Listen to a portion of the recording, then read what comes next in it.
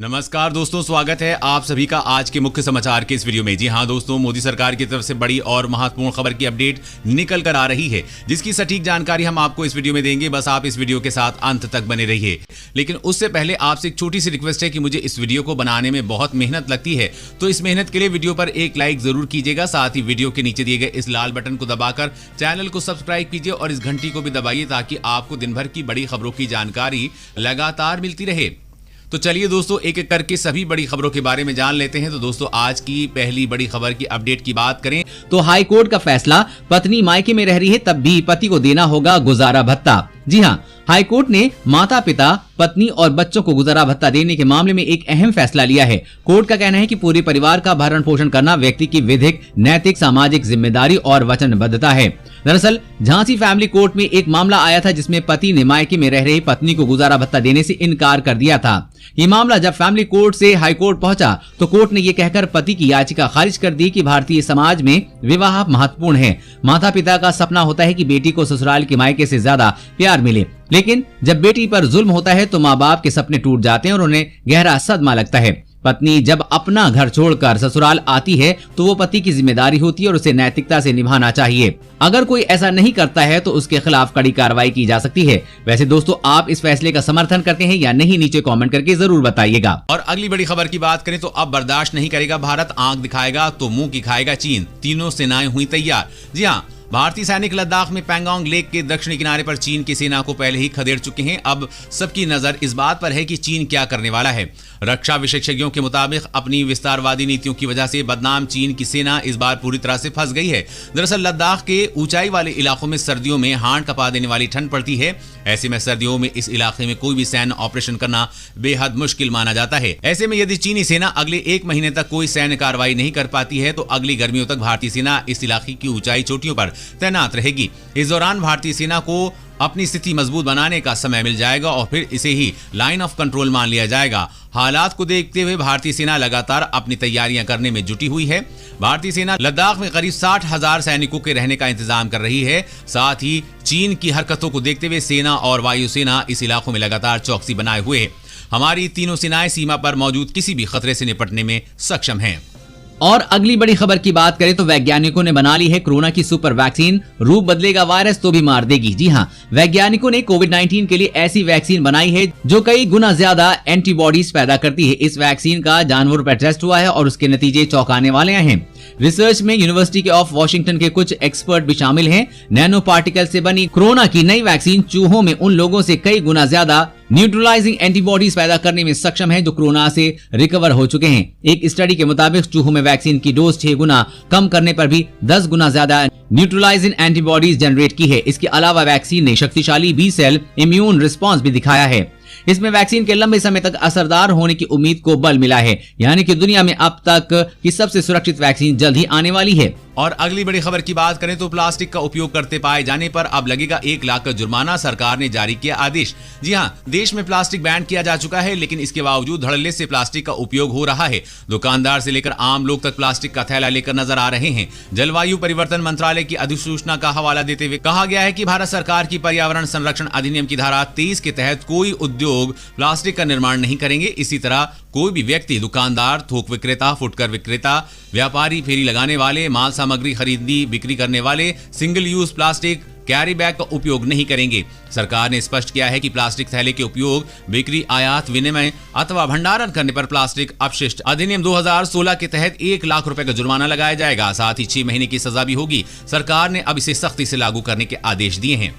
और अगली बड़ी खबर की बात करें तो पिनाका रॉकेट सिस्टम के नए वर्जन का भारत ने किया सफल परीक्षण। सीमा पर चीन को मिलेगा करारा जवाब। जी हां, LAC पे चीन के साथ तनातनी के बीच भारत लगातार अपनी मिसाइलें और रॉकेटों का परीक्षण कर रहा है। पिछले 2 महीने के अंदर ऐसी कई सफल परीक्षण किए जा चुके हैं। अब भारत ने पिनाका रॉकेट सिस्टम के उन्नत संस्करण का बुधवार को सफलतापूर्वक परीक्षण किया है। इस सिस्टम को defence research and development organisation यानी कि DRDO ने स्वदेशी रूप से तैयार किया है। इसका परीक्षण ओडिशा तट पर चांदीपुर में इंटीग्रेटेड टेस्ट रेंज से किया गया है। DRDO ने पिछले साल MK2 पिनाका रॉकेट सिस्टम का परीक्षण किया था, जिसका रेंज 70-90 किलोमीटर के बीच है। MK1 का उन्नत वर्जन इस खाई को भरने के साथ नजदीकी लक्ष्य पर निशाना साधने में महत्वपूर्ण भूमिका निभा सकता है। इसको भारतीय सेना की उन जरूरतों को देखते हुए तैयार किया गया है जो चीन सीमा पर रॉकेट सिस्टम का इस्तेमाल कर रहे हैं। चीन ने कब्जे वाले अक्साई चीन में रॉकेट रेजिमेंट की तैनाती कर रखी है और पिनाका का उन्नत वर्जन भारतीय सेना को उसका जवाब देने में बहुत मददगार साबित हो सकता है। और अगली बड़ी खबर की बात करें तो बिजली का बिल हो जाएगा जीरो, सिर्फ 7,500 रुपए में लगवाई ये सिस्टम। जी हाँ, सोलर एनर्जी बड़ी तेजी से गांव, कस्बों और शहरों में अपनी पैड बना रहा है। भारत सरकार भी अक्षय ऊर्जा को लेकर कई योजनाएं चला रही है। पानी या कोयले से बनने वाली बिजली पर हमारी निर्भरता कम हो, इसके लिए केंद्र समेत तमाम राज्य सरकारें भी सौर ऊर्जा पर सब्सिडी दे रही हैं। आज खेत खलियानों से लेकर घर, दफ्तर, फैक्ट्री में तो सौर ऊर्जा का इस्तेमाल हो ही रहा है। बस, कार और ट्रेनें तक अब सौर ऊर्जा से चल रही हैं। इसी बीच हरियाणा सरकार भी एक नई स्कीम लेकर आई है। आपको बता दें कि हरियाणा सरकार मनोहर ज्योति योजना के तहत हर परिवार को एक 150 वॉट का सोलर सिस्टम दिया जाता है। सोलर सिस्टम के साथ लिथियम की बैटरी भी दी जाती है। इस सिस्टम से 3 LED लाइट, एक पंखा और मोबाइल चार्जिंग पोर्ट चलाया जा सकता है। 150 वॉट का सोलर पैनल और तमाम सामान की लागत 22,500 रुपए आती है। हरियाणा सरकार इस पर 15,000 रुपए की सब्सिडी दे रही है।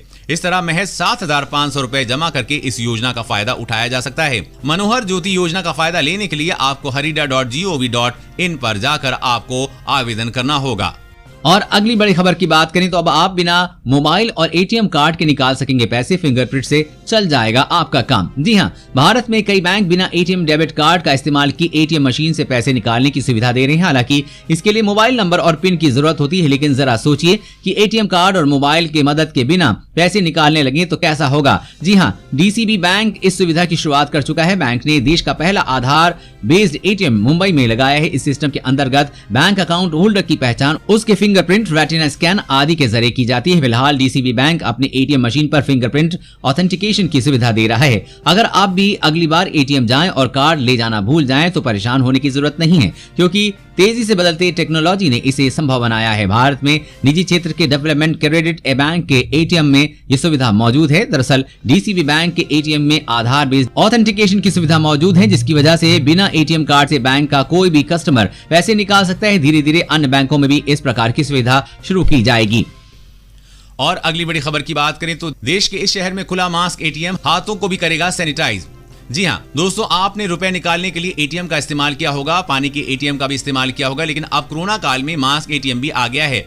गरीब हो या अमीर, मात्र 5 रुपए का सिक्का इस एटीएम में डालकर आपको मार्केट में 10 रुपए से लेकर 15 रुपए तक मिलने वाला मास्क मात्र 5 रुपए में उपलब्ध हो जाएगा। इसके अलावा इस एटीएम द्वारा मशीन में बिना हाथ लगाए आप अपने हाथों को सैनिटाइज भी कर सकते हैं। कोरोना काल के चलते जहां सैनिटाइज और मास्क का विशेष महत्व है, वहीं अब ये मास्क एटीएम आपको मास्क व सैनिटाइजर की जरूरत को पूरा करने में विशेष भूमिका निभाएगा। उत्तर प्रदेश के सहारनपुर में ये पहला एटीएम लगाया गया है। धीरे धीरे उत्तर प्रदेश के सभी जिलों में ऐसे एटीएम लगाए जाएंगे।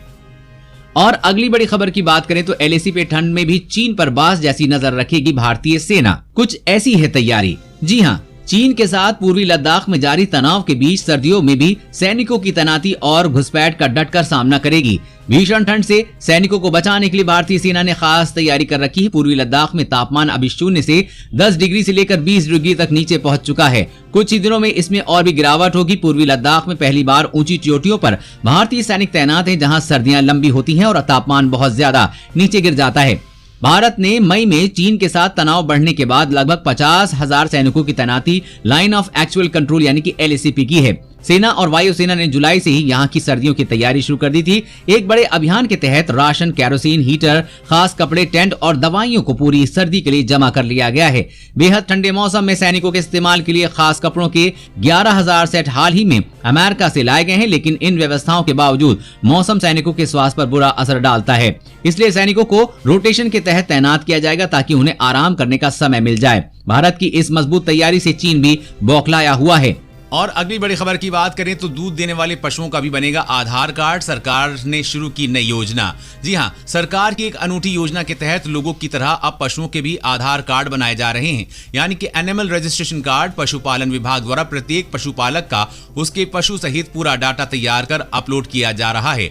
आधार कार्ड बनाने में जैसे आदमियों के फिंगरप्रिंट लिए जाते हैं, उसी तरह पशुओं के एयर टैग को स्कैन किया जाता है। पशुओं के आधार कार्ड बनने के बाद सरकार के पास देश में कुल पशुओं की संख्या, दूध उत्पादन, पशुओं की नस्ल आदि का पूरा ब्यौरा तैयार हो जाएगा। इस प्रक्रिया से सरकार को एक ही फोल्डर में पूरे देश की गाय, भैंस और अन्य पशुओं की कुल संख्या, गाय भैंस के दूध का उत्पादन, पशुओं की नस्ल और उनकी प्रजनन क्षमता के बारे में इकट्ठे जानकारी मिलती रहेगी। वहीं कार्ड बनने के बाद पशुपालक को भी फायदा है, किसान अपने पशुओं को ऑनलाइन कहीं भी बेच सकता है। दूसरा, इस कार्ड के बनने के बाद पशु क्रेडिट कार्ड बनवाकर किसान पशु पर लोन आसानी से ले सकता है। दोस्तों, आज की खबरों में बस इतना ही। इसी तरह हर रोज काम की खबरें जानने के लिए आप हमेशा हमारे साथ जुड़े रहें। हमारे साथ जुड़ने के लिए वीडियो के नीचे दिए गए इस लाल बटन को दबाइए और साथ ही इस घंटी को भी दबाइए ताकि आपको हर खबर की सटीक जानकारी मिल सके। जय हिंद।